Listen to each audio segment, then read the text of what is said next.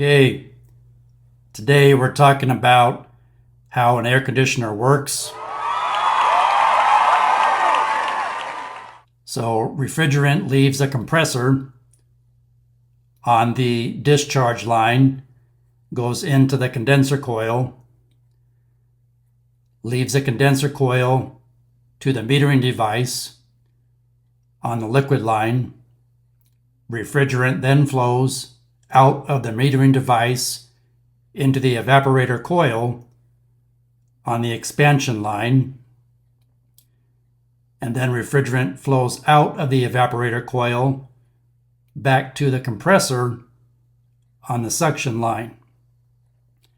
And that's the basic air conditioning cycle. Wow.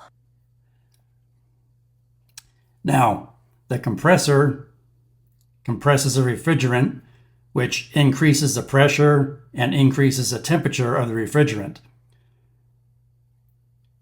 The cooling fan on top of the condenser coil is there to discharge or dissipate heat out and away from the condenser coil out of the building to the outside.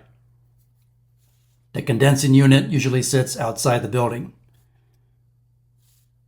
So once it's been cooled a little bit, the refrigerant travels down the liquid line to the metering device, whether it's a fixed orifice or a TXV, and the expansion valve, as its name implies, causes the refrigerant to rapidly expand as it leaves the expansion line.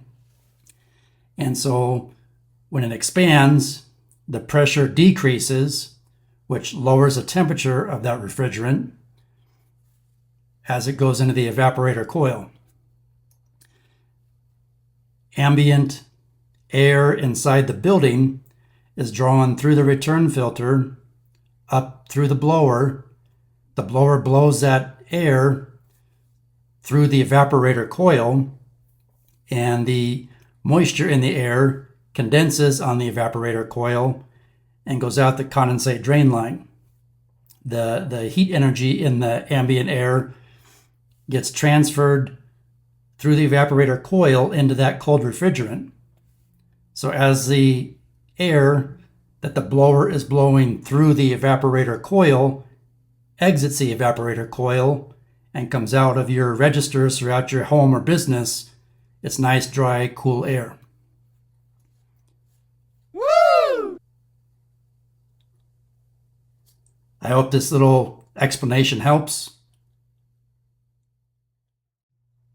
Please like, share, subscribe, leave me a comment, and thanks for watching.